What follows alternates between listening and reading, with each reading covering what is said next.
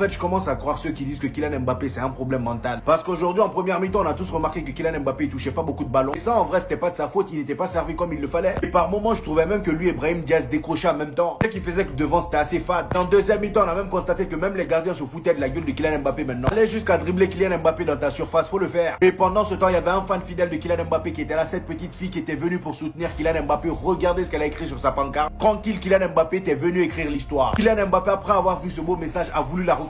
Et c'est ainsi qu'il vient rater ce 1 contre 1 flagrant. Heureusement qu'il a fait même avant. Et surtout, heureusement qu'il a marqué juste après. Parce que là, c'était reparti pour un tour dans la sauce gombo. C'est grâce à son but là, les amis, que j'ai compris que Kylian Mbappé, c'est vraiment dans la tête que ça se joue. Vous avez remarqué que Kylian Mbappé, à chaque fois qu'il marque, les minutes d'après, il se défoule beaucoup plus. Aujourd'hui, ce but là, on dit non sur son état. Déjà, dans ce but là, on a retrouvé le Kylian Mbappé qui nous manque tant. L'appel de balle incroyable qu'il fait à Luka Modric. Luka Modric qui d'ailleurs était bien meilleur en deuxième mi-temps qu'en première mi-temps. Kylian Mbappé reçoit la balle dans la surface. Bien évidemment, il termine comme il le faut. C'est ce Kylian là qu'on veut. C'est ce Kylian là qu'on veut depuis le début, c'est ça qu'on veut. Est-ce que c'est beaucoup demandé? Non. Aujourd'hui, on a remarqué qu'il avait pour ambition de montrer une nouvelle version de lui. Il s'est carrément braillé. J'espère qu'il va continuer à s'améliorer.